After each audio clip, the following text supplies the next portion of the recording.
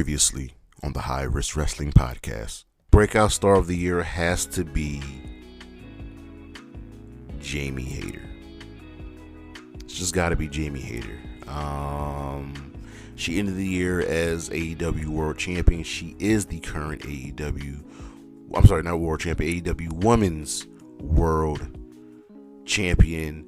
And the build, the anticipation, it's great. Just had a banger of a match with Hikaru Shida, and her time is now. So Jamie Hayter gets our breakout.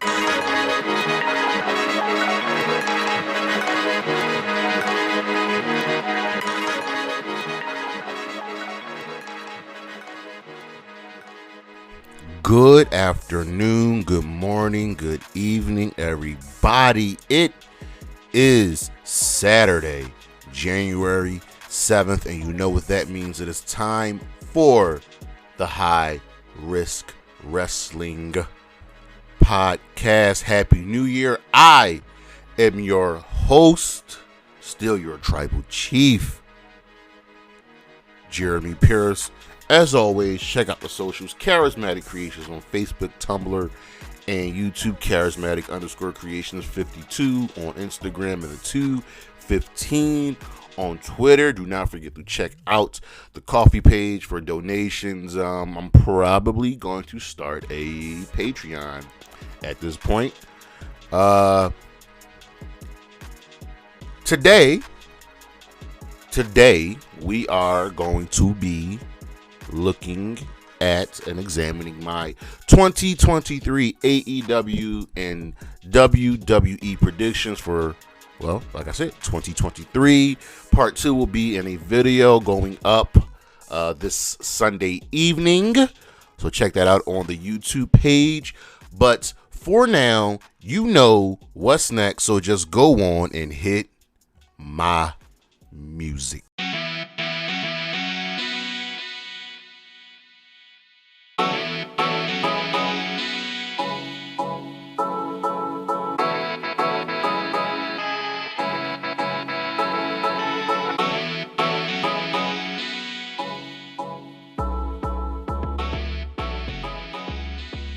All right, we didn't think that 2023 would be as crazy as 2022. Boy, were we wrong. Let's just get into the news and you'll know exactly what I'm talking about. So Will Ospreay's contract with New Japan Pro Wrestling is up next year. He signed a 5-year deal back in 2019. His heart is still with New Japan, and there's a future for him in wrestling. Obviously, he's one of the best in the world. Looks like he might be choosing to stay with New Japan, but we'll see. Some of you may have been wondering, where in the hell has Dewdrop Piper Niven been? It's been a double-fold issue. One, she's been sick, but two, it's a visa issue. That's why there's been no Tyler Bate, the Gallus brothers, Blair Davenport. Just some visa issues is going down, but NXT Europe is about to be a thing, so maybe they could just stay overseas. Rampage, the last Rampage of 2022, December 30th, did 470,000 in the viewership with a .12 in the 18 to 49 demo. That is down significantly from the previous week. They did 566,000 with a .18 in that 18 to 49 demo the previous week. But I feel like we're going to see this year Rampage being upgraded, being better, and the ratings growing. Yes, Mark Quinn is injured. He has confirmed it along with Matt Hardy. That's why we're getting Isaiah Cassidy, Matt Hardy teaming together. But stay tuned for Private Party. They feature in my story today. Seth Rollins dropped a cryptic tweet after an apparent injury. Redesign, rebuild, reclaim, he says on Twitter. This was the same quote he used when he tore his MCL in a house show back in 2015. We will stay tuned for more. Confirmed, ladies and germs, Mercedes Mone, the former Sasha Banks, her first match with New Japan Pro Wrestling is confirmed. She will be taking on Kairi at the San Diego New Japan show, February 18th, Battle of the Valley. Sorry, not San Diego, San Jose. Yes, Mercedes is here. New Japan has also confirmed that an Antonio Inoki biopic is coming soon. The wrestling legend icon passed late last year in October. We wouldn't have a lot of things in wrestling without Antonio Inoki. All right. William Regal's officially back with the WWE. Let's see what's next. Let's see what's next for the man. Obviously, he wants to work with Triple H, who he has a tremendous relationship with, and he wants to work with his son, Charlie Dempsey. Raw ratings this past week, they pulled in 1.6 million viewers with a .41 and an 18-49 demo. That is obviously up from the previous week with the best of episode, but a little bit down from the week before that, December 19th episode.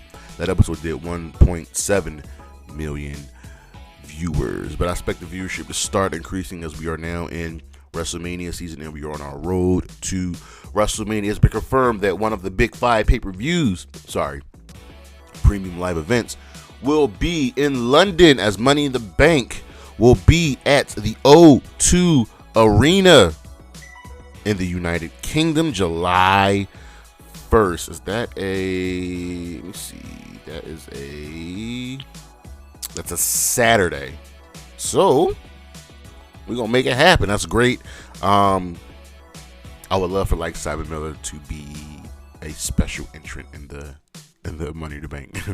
Dynamite this past week, first show of 2022, dropped in the ratings slightly. Needed 864,000 viewers with a .26 and the 18-49 demo. That is down from the previous week of 876,000 viewers with a .28 and the 18-49 demo. Wrestle Kingdom saw a large record for first-time viewers.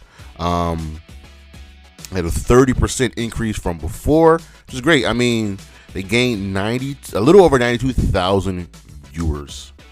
It's great, as you figure. I mean, part of it had to do with us wanting to see Mercedes. Naomi is still in ongoing talks with the WWE about a return, but nothing has been signed. I expect her to go back to the WWE. I just do. Ronda Rousey, in some great news, which I'm happy about, saying she's done with Charlotte. I'm done with Charlotte, and she wants to be in the tag team division with Shayna, which is what I want. I want to see them two dominate the tag team division. And in the craziest news, just starting off the year, Vincent Kennedy McMahon is back in the WWE. He is back on the board of directors. So he's pretty much holding the WWE's revenue stream hostage to either potentially sell the company or, the upcoming media rights deal. And with news of this, stock has gone up. Shareholders have made money. I made a little bit of money. I am a shareholder. I have to put that out there. Vince, he leveraged his return for the TV rights deals, and now he's back. He's on the board. Vince McMahon owns, let me see, he holds 37.6% of the WWE's total share. That means he owns 28.7 million shares of the company's stock. And if we do some quick math, I believe, let me see, the stock is currently at 85, and even 85 a share. So we go 85 times 28.7 million. So 1, 2, 3, 28.7 million. It's about $2 billion. And he owns 83% of the voting power when it comes to WWE's internal matters, which means he's a majority voting power when it comes to decisions in the company. I mean, the locker room was floored about Vince's takeover plans. Listen, I don't fault him from trying to come back. This is all he knows. All he knows is professional wrestling. This is his life. And then with him being restated on the board, there was a meeting that talent weren't invited to, but they were told that Triple H is staying in charge. For now, we'll see. Fans are outraged. I'm outraged. Vince has suffered no consequences for any of his actions, like ever. The board of directors tried stopping him from coming, and he's brought in Michelle Barrios and Michelle Wilson and Greg Barrios. Remember, these are two people that he fired, George Barrios, that he fired because they didn't agree with him, and now they're back on his dime. Two other board members have been fired, and it's crazy. It's crazy to think that Vince wasn't going to come back, and him holding the money hostage doesn't need to happen because he doesn't need to be there. He doesn't need to be there for the media, right? So for a potential sale of the company, yes, I get that. It's weird. And we all want Triple H to stay with creative control over the company. We shall see what's going to happen. But that is the news, and we shall be right back.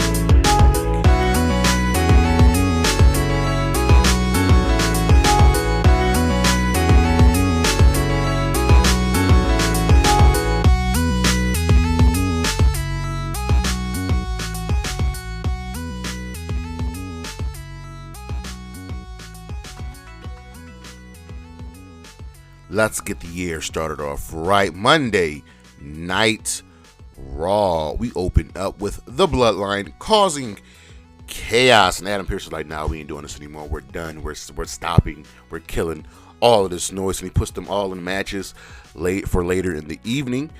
Bianca Belair defends the Raw Women's Championship against Alexa Bliss. If you paid attention, they opened up the match with the little recreation of a fight in Scary Movie 3. It's quite hilarious, but in the end, Bianca retains as Alexa caused a DQ and absolutely destroyed Bianca. Now, this wasn't the best of matches, like I said. Listen, Alexa Bliss is not the greatest of wrestlers. She's serviceable, and her offense isn't believable. So she's got to do things like this to cause the DQs and just go above and beyond to make herself look unstoppable. Solo Sikoa in one of the matches that Adam Pearce set up defeated Elias in a Music City street fight. This wasn't bad. It looked like Elias was going to get the win after some country musician named Hardy interfered, but Solo still won. After that, Sami and the Usos defeated the Kevin Owens and the Street Profits. This was another fine match. They attacked them after the match until Drew McIntyre and Sheamus made the save, causing the Bloodline to scatter. Dexter Lumis defeated Chad Gable. I need Gable to start winning matches. I can't have Gable keep losing all of the time. There was no Johnny Gargano, there was no Miz, there was no Bronson Reed. Even there was a Bronson Reed video package, but these three men did not show up. Damage Control came out, said some stuff, because that's what Damage Control does. Becky interrupts them, and she's like, you know what? Screw it. I'll face Kai and Sky. And she faced Kai and Sky in a handicap match until Mia Yim, now, I guess she's officially Michin, joined her as a partner, but they still lost. Alexa Bliss says in a backstage interview that she is in control now. We'll see. And possibly what might end up being the greatest video this year, professional wrestling. Dominic Mysterio is out of jail, prison, whatever he wants to call it, and he served hard time. This is great. This is great stuff. And in our main event, Austin Theory retains the United States Championship against Seth Rollins in a very good match. Listen, Austin Theory's basic. He's like a 6 everywhere, but he gets heat when he feuds with Seth. So there it is. Seth may be injured. Like I said earlier in the news, we'll have to keep you updated on that. Raw gets a fist. Over on Dynamite, a banger of a show, and really a great way to start the year. They were in Seattle. So, Darby Allin, Bryan Danielson. Opening match, Ricky Starks defeated Chris Jericho. And like I said, we're pushing Ricky Starks. I am all here for it. The JAS beat him up after the match. Action Andretti returns to make the save, but that damn numbers game catches up to him, and the JAS powerbomb Ricky through a table. Hangman Page explains why he's mad at Jon Moxley. It isn't the fact that you concussed me, it's the fact that you made jokes about it. And now he's going to hurt him. And he's got 2 in the chamber with a buckshot lariat waiting for Jon Moxley. It's been a solid build. I expect Hangman to win that match. The Acclaim retained in an overbooked match, retaining their tag team championship against Jay Lethal and Jeff Jarrett. So down to defend them against that team on Battle of the Belts in a no-holds barred match. Bryan Danielson takes care of Tony Nese. These two can actually put on a banger of a match if given more time, but this was more so to set up a talking segment between Bryan Danielson and MJF. And we're getting the same thing with MJF. Danielson has to run some sort of gauntlet to face MJF for the championship, whatever. And Danielson's like, listen, whatever, I'll do it. I just like wrestling. But here's the thing.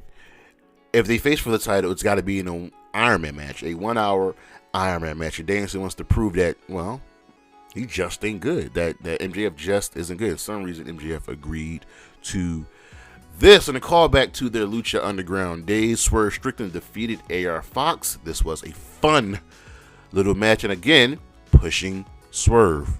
The Gun told a funeral for FTR saying, well, they're just done in AEW. Saraya curves Sheeta. So, backstage segment, Saraya is sitting between Tony and Sheeta. Renee Paquette is asking, who's your partner? And Saraya's like, yeah, they're both great. They're both some of the greatest wrestlers. They're awesome. And she just turns her back to Sheeta and picks Tony. And Sheeta was not having it. You can see it on her face. So, put that in your back pocket. Something's going to happen in LA. Something's going to happen. Jade Cargill and Red Velvet defeated Kiera Hogan and Sky Blue. I don't know what's going on with this thing with Kiera and Jade and Red Velvet. I guess they're biding their time. Because Jade, this puts her at 47, and she'll get another one at Battle of the Belts, putting her at 48. Chris Statler, they're going down hurt so much.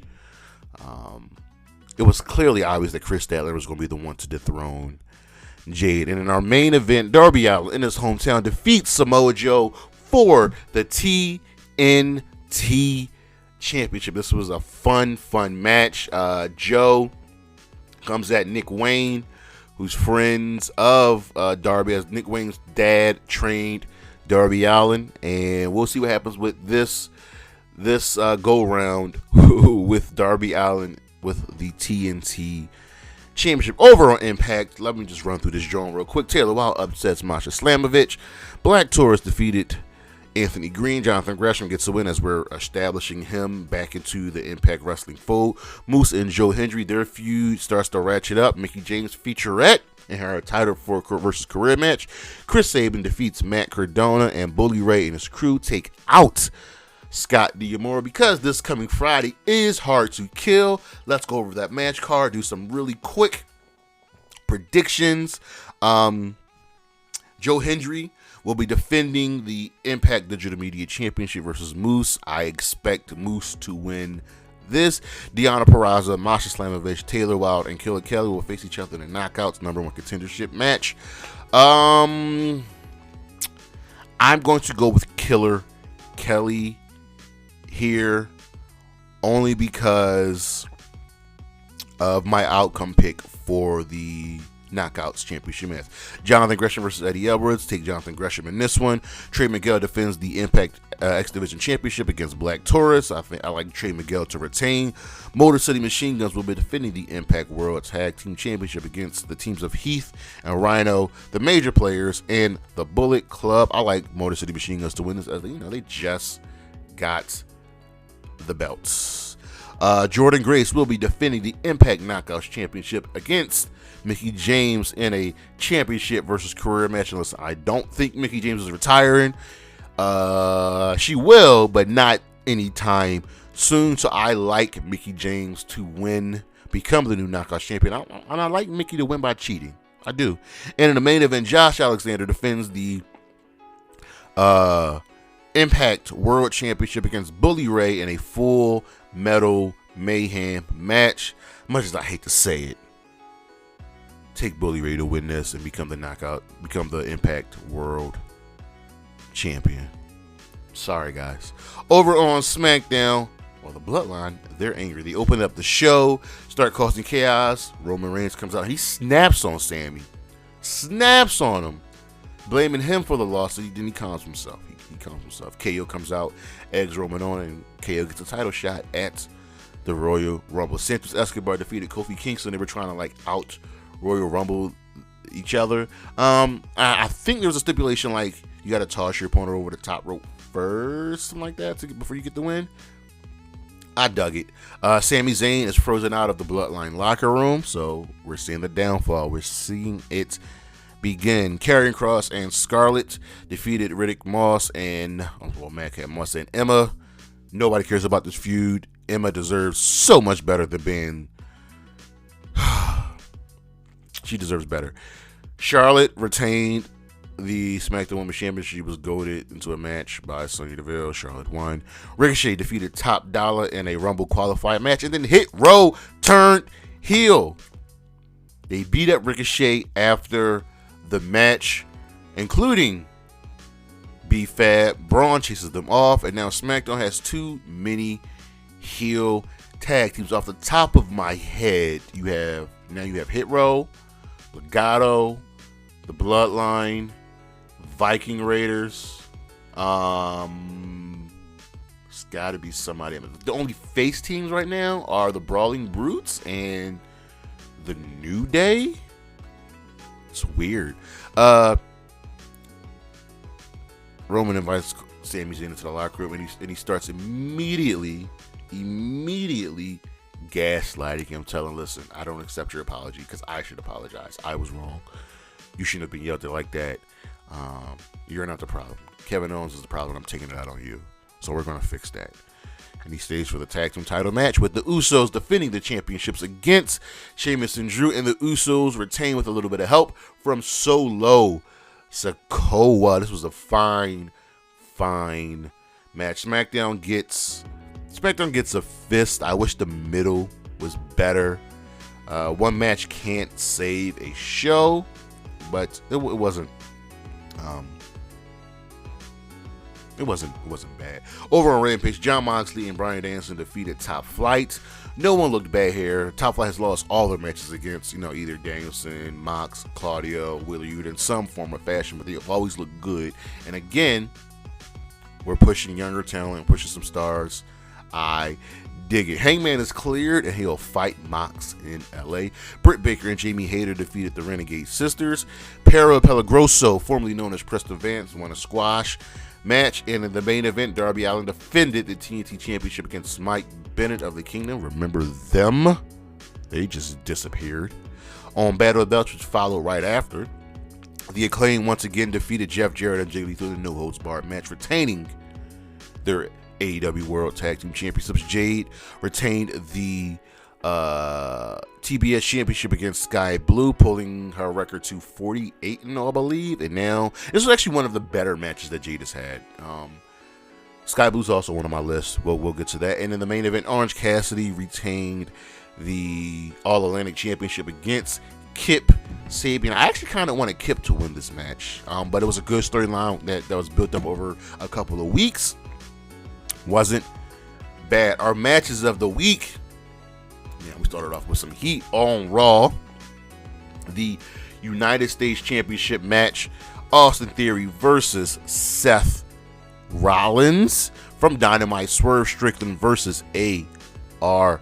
Fox, building off of their Lucha Underground history. From Wrestle Kingdom 17, the IWGP United States Heavyweight Championship, Will Ospreay defending against Kenny Omega. This is already a match of the year candidate, and the year just started. It's going to be very, very hard to top that match. Also from Wrestle Kingdom 17, Jay White versus Kazuchika Okada for the IWGP World Heavyweight Championship. From SmackDown, the Usos versus Drew McIntyre and Sheamus for the Undisputed Tag Team Championships. And from Rampage, Bryan Danielson and Jon Moxley versus Top Flights. Just great wrestling this week. Our star of the week, I could pick a lot of people. I could have picked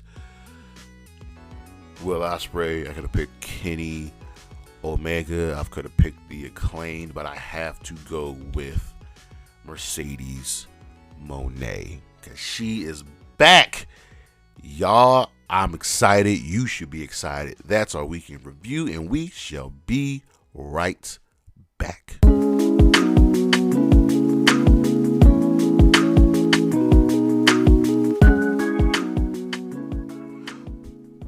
Well, you know, when we're in a new year, there's obviously going to be some things we want to happen, things we want to see, predictions. These aren't resolutions. These are our predictions for 2023. My predictions, things that I think will happen, not things that I'm looking forward to. Some of these are very obvious. Some of these aren't so obvious. We're going to do WWE. We're going to do AEW. And then there will be a video with the rest of these predictions for WWE, AEW, and I believe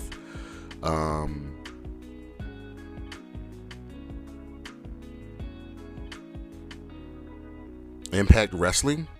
I believe, because I do have what I'm looking forward to video as right on. Impact Wrestling is going to be its own show. Check out the schedule. So whatever predictions I have left, I gotta find them. I gotta find that sheet because I gotta get the schedule now for the YouTube video. But let's start with the WWE predictions. Now, I had this all set in stone. This was all ready to go, but then Vincent Kennedy McMahon reared his ugly head.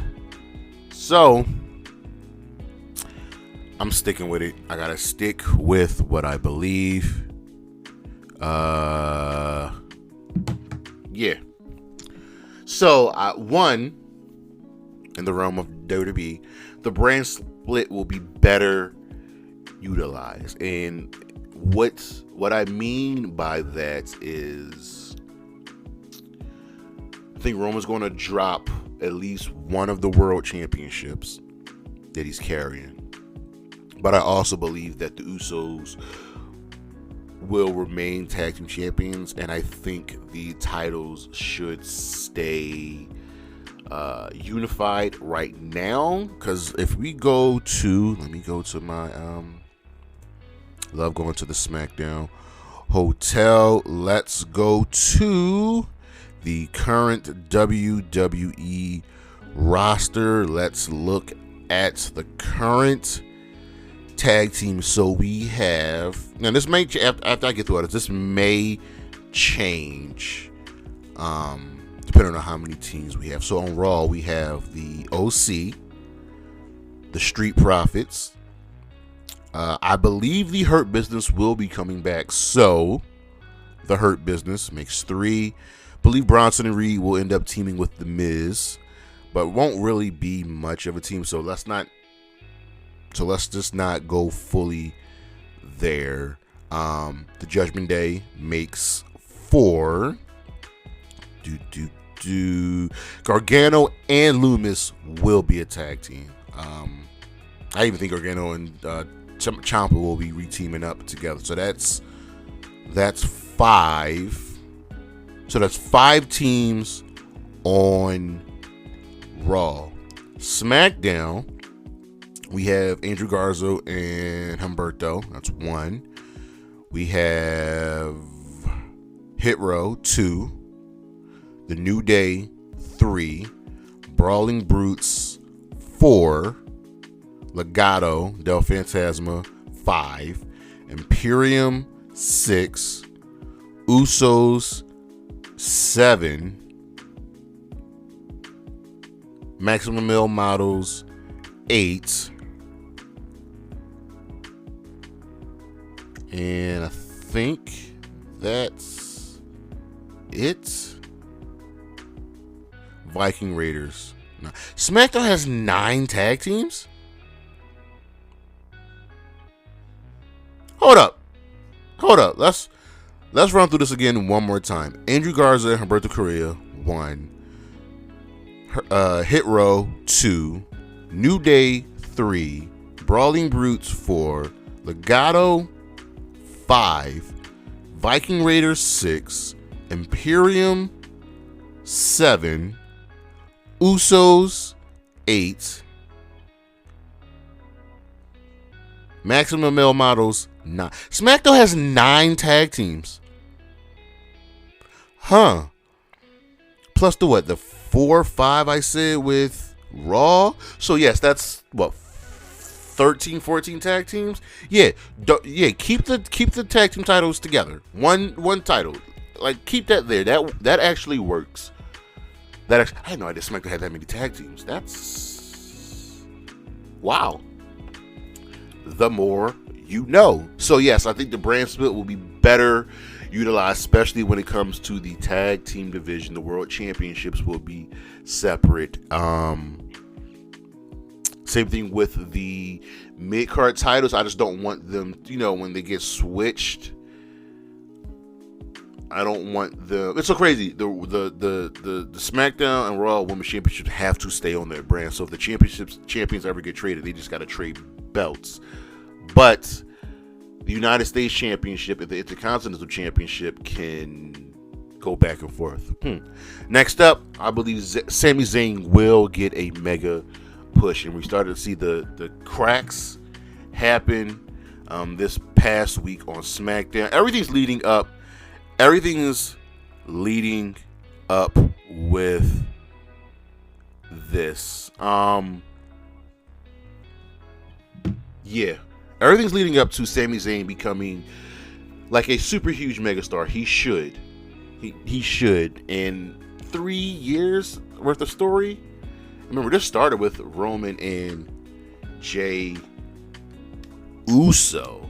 I'm all for it. I am genuinely here, all for it. Sami Zayn will by the time we get to like Money in the Bank, his name will be just shouted across all arenas.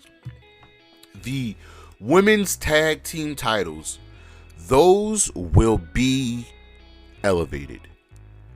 And by that, I mean, right now they're being held by Kai and Sky. They're a great team. 2 of the best women's wrestlers on the roster. No more like, in the beginning, we'll get some more makeshift teams. But then we need to see them fully come together with, the same gear, tag team moves. And you can put certain people in tag teams and other people not in tag teams, because it just wouldn't feel like right now. Let's look at the women's tag team division. You have Kai and Sky, Shayna and Ronda, and then every other team on the main roster is a makeshift team. So we're going by let's look at the Raw women's roster first. Alexa Bliss, no. Asuka, no, I would not put her in a team. Bayley's with Damage Control, so that's a team / faction. Becky,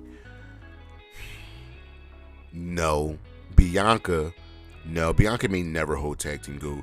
Candice LeRae, yes. I would actually call up Indy Hartwell and reform the Way. There's a tag team. Carmella, yes. I would probably put Carmella in a tag team with Dana Brooke. Let them hash your things out, because neither woman is doing anything. So there's a tag team. So we have Kai and Sky, Candice LeRae and Indy. Let's go Carmella and Dana Brooke. Dewdrop. Before the change, she was in a tag team with Nikki. Let's revisit that. Have Dewdrop become Piper Niven. We got Crazy Nikki Cross back. So there's a tag team. There's number 4. Mia Yim can work with anybody.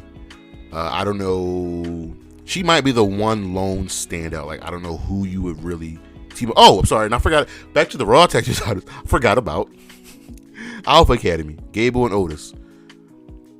And Tamina and Rhea. Rhea's not tagging with anybody.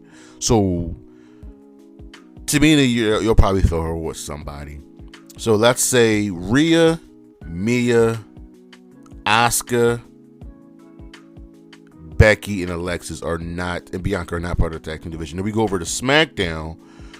I guess you can still do Aaliyah and Raquel. B-Fab's not doing anything. No. Charlotte. Emma, yes. I would probably put Emma in a tag team with Tegan Nox. Lacey, irrelevant right now. Liv Morgan, wild card. Probably.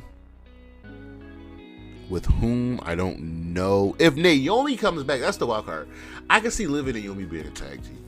Natalya, who knows? Shayna and Ronda, yes. Shotzi, Tegan, Xia Li. So SmackDown's a little bit harder because you got Xia, who has no direction. You got Valhalla, who's not doing anything right now besides managing the Vikings.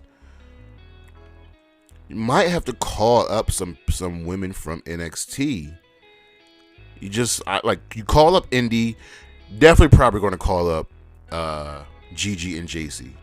If you call up Indy, if you call up Gigi and JC, you've got a few more tag teams right there. Yeah, I'd be all for that. Next up, that I truly believe that the mid-card titles will be kept important. And by that I mean, you see how, well, on Raw they have no World Championship, so the United States Championship has been the main championship on Raw. It's important. It has to be important. It's elevated. So I think when Raw finally gets a world champion back, the United States Championship will stay important. Gunther has been elevated to the Intercontinental Championship, and it will stay important. We're going to start seeing them be defended again at pay-per-view. You see them be defended again at WrestleMania. I just think it not only needs to happen, it has to happen.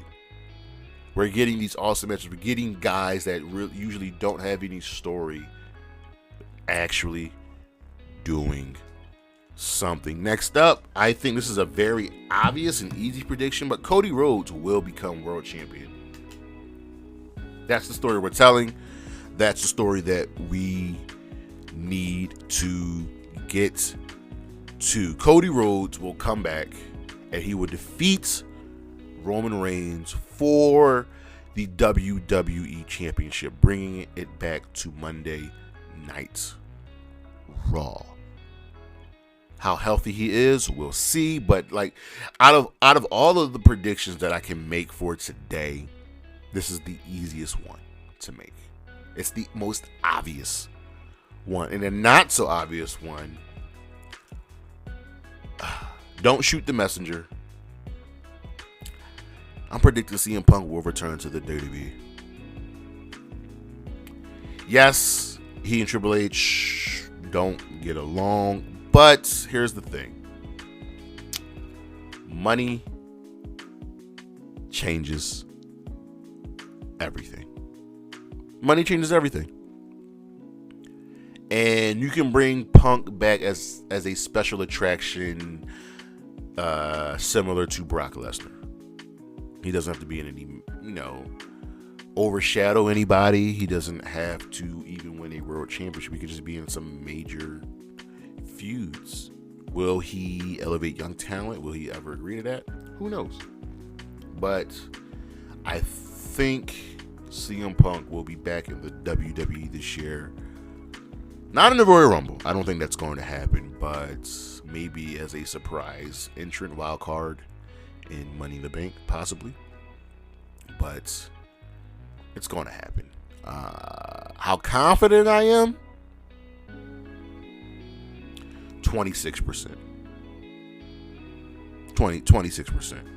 For our AEW predictions. Some of these are great. Some of these are head scratching. But first things first, we will get Bryan Danielson versus Kenny Omega, number 2. They've only faced each other once, and that went to a draw. You teased me. You left it there. You just... Why would you do me like that? We know how great these two are. These are two of the greatest of all time. And the fact that they've only really interacted with each other, I believe, less than 5 times. And that was right when Bryan Danielson and Adam Cole joined the company. Adam Cole, remember him? Hope he's doing better. We need Adam Cole back on our TV screen. But yes, Kenny and Bryan will face each other again, and this time we will get a clear and definitive winner. This one I really would love to happen, and that's the Dark Order finally winning gold. They've lost a couple of members. Currently, I believe is Reynolds, Evil Uno,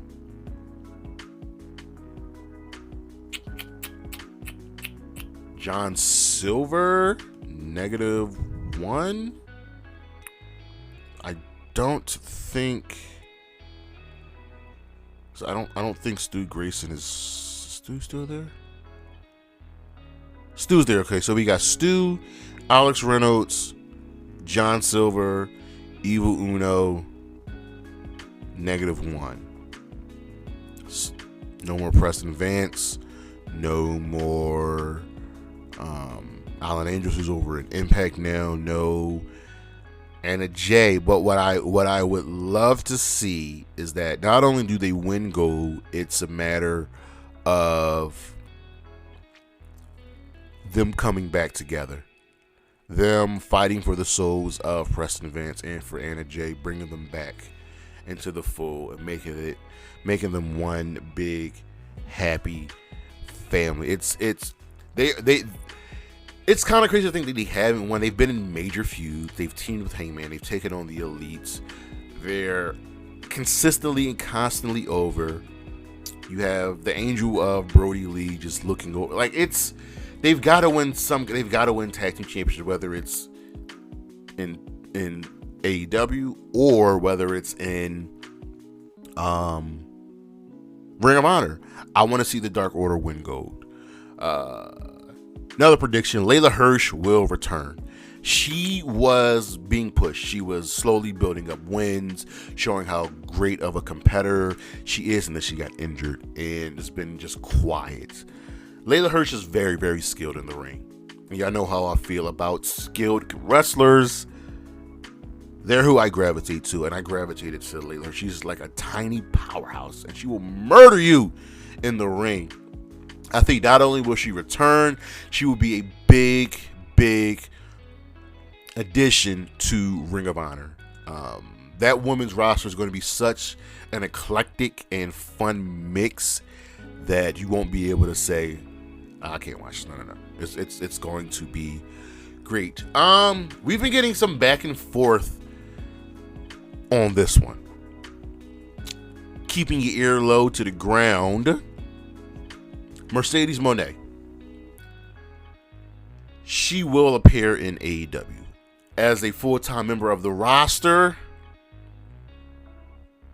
That's a tougher question. But I think she will appear in AEW. And depending on how healthy Chris Statlander is, we may get this Jade versus Mercedes feud sooner than we imagine. I'm just happy to see Mercedes back in wrestling. Know your worth, bet on yourself. Konosuke Takeshita will get a push. Like a push that Swerve is getting, that Jungle Boy is getting, that Hook is getting, that MJF is getting, that Ricky Starks is getting. Takeshita is too good. He's faced Danielson, Mox, Claudio, Eddie Kingston, and he's just looked amazing. He's lost all of those matches, but he doesn't look bad in those matches, and he will be a star to watch in AEW. He won my Rookie of the Year for 2022, and his star is just going to climb more and more and more. Speaking of stars, Jamie Hayter will truly officially be a star, and it's going to happen whenever either she or Britt turns on one another. Jamie Hayter is our current AEW Women's World Champion, currently embroidered in a feud, kind of being Britt's lackey, but that will change. Tony kind of finally pulled the trigger on putting the championship on Jamie Hayter. Now it's a matter of making her official, making her legit. Because Jamie Hayter's awesome, guys. And she could be one of the true faces of the AEW Women's Division. Another prediction, ladies and germs. Two more. Just two more. Love Private Party will get another push. Will they hold gold? I don't think so, but they'll get a push back to like when they first joined the company. And when they were part of the Hardy Party, which they're part back now. Because that little blip in the middle with them joining the AFO and all of that, it's not good. But Private Party, actually, I'm going to throw this in there too. Not only will Private Party get a push, but so will Butcher and Blade. And I want to see them as a tag team in AEW just dominate either AEW or Ring of Honor. But Butcher, Blade, Private Party, I need it. You can't, push everybody, but you can push them enough to the point where that they're credible. And right now, Private Party, Butcher, the Blade they're like upper. I don't want to call them jobbers. They're credible opponents that lose. And I want that to change. Just like how I want Chad Gable to stop losing. He's a credible opponent who you can beat. That's how I feel about Private Party and Butcher and the Blade. And lastly, Swerve Strickland will win gold. That is very, very, very inevitable at this point. And I think Swerve will be the one to defeat Darby Allin for the TNT Championship. Where that leaves Keith Lee, I don't know just yet. But Swerve, who's clearly, very obviously getting a push, will win gold in 2023. More specifically, the TNT Championship. Those are my predictions for 2023. The first half. Check out the rest in the video going live in a day or so. But once again, thank you all for listening. Thank you all for joining me. Thank you all for watching wherever you may be. Next time, we will be looking at what I'm looking forward to in 2023.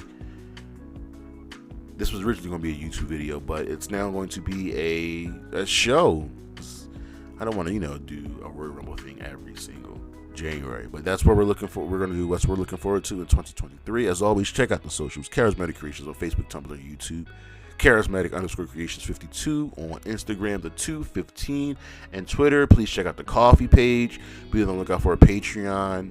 I'm probably get that set up in the coming months. I'm going to figure out my tiers. And as always, Zaya Lee, Shotzi Blackheart, Wendy Chu, and of course, love of my life, Gigi Dolan. Holla at your boy. Peace.